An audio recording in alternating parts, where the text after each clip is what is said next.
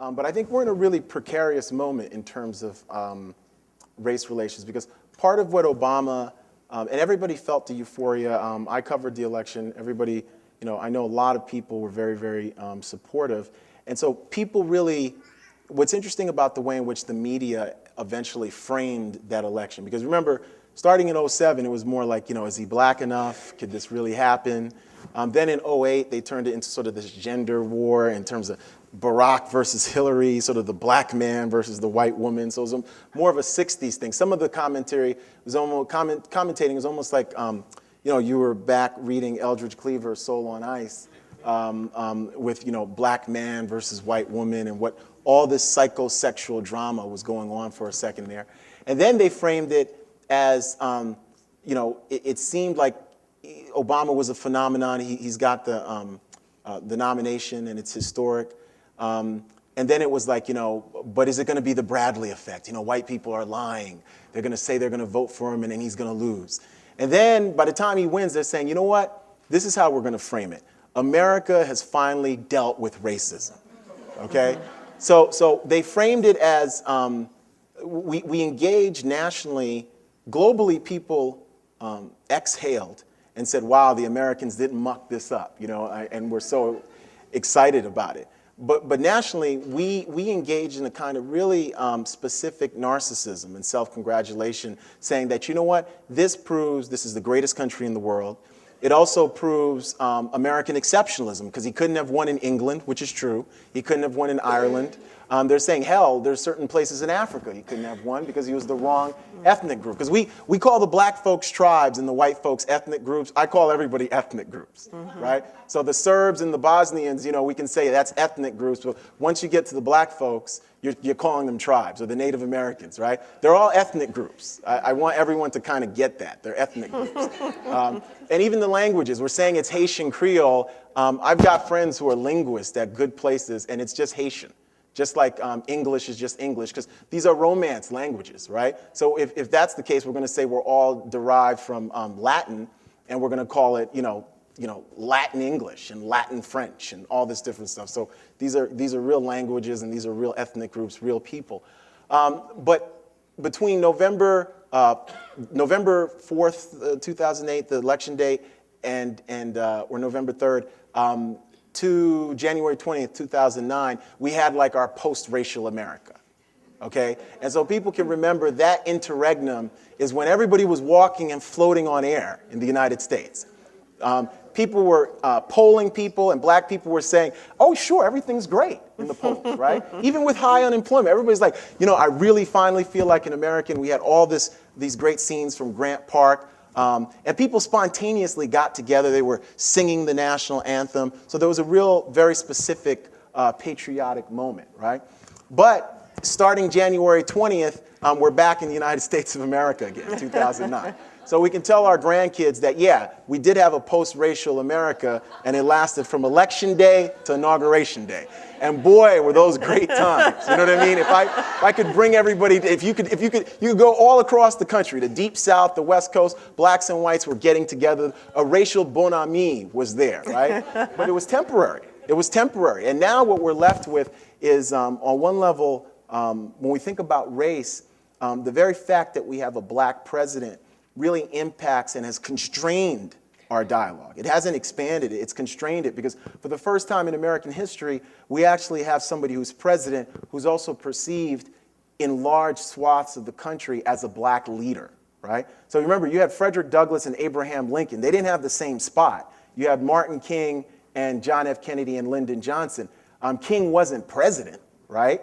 And a lot of times the person who's been sort of a de facto leader within black America has had some of the biggest economic criticisms and foreign policy criticisms of the nation and of notions of American exceptionalism. So we're sort of left stranded in a lot of ways where even though when we think about race and social economic indicators and mass incarceration and AIDS and HIV and healthcare and access to education, it's really desultory numbers, right? With some exceptions being at schools like Mount Holyoke and Tufts and Harvard.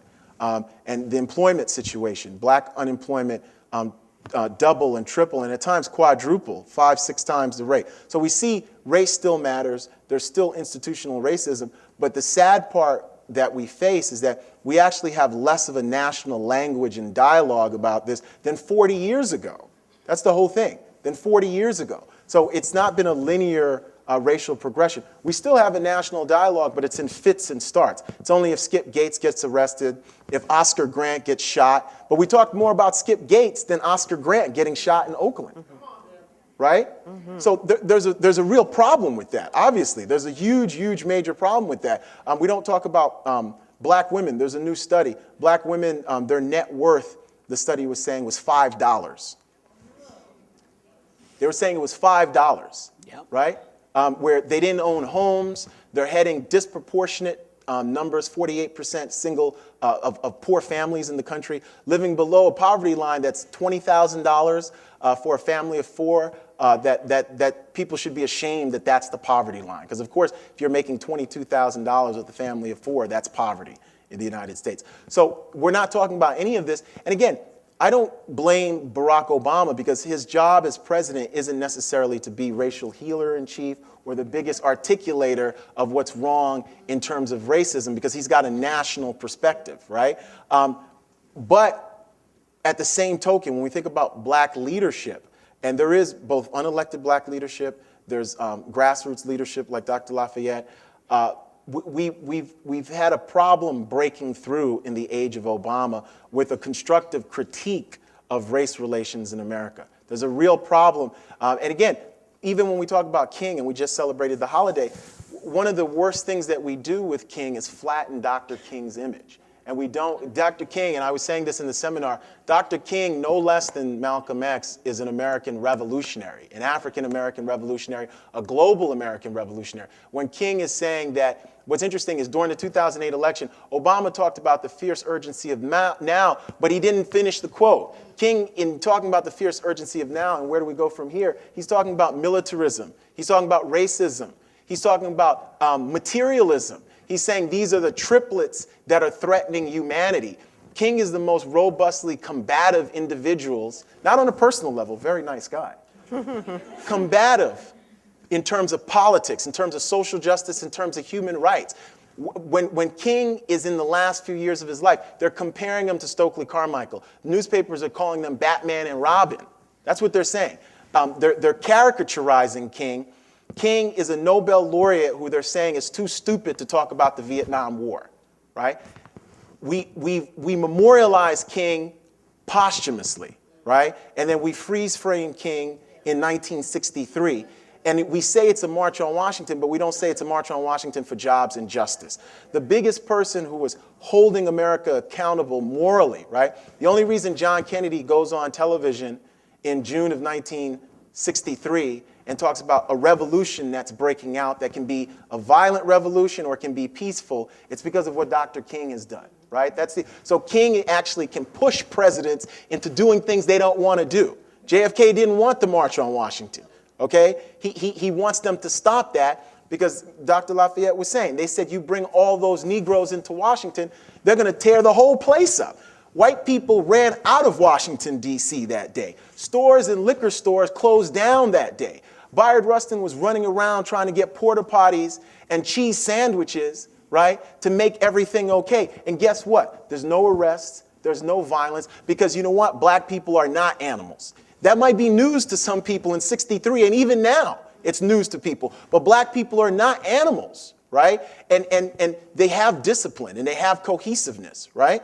So when we think about race relations, if we could even think about Dr. King, especially when King is talking in 65, 66 in Chicago, when he's doing his Poor People's March, when he's doing his anti-war demonstrations, and also he's with the gangs in Chicago. He's making sure that and Stokely does the same thing. These folks, and Dr. Lafayette does it now, we're making sure that the violence that gangs were engaged in could be redirected and harnessed for something that made the gang members, and these were, you had gang members part of the Invaders, you had the Blackstone Rangers in Chicago, all these different peoples, and there were gangs in Memphis too, right?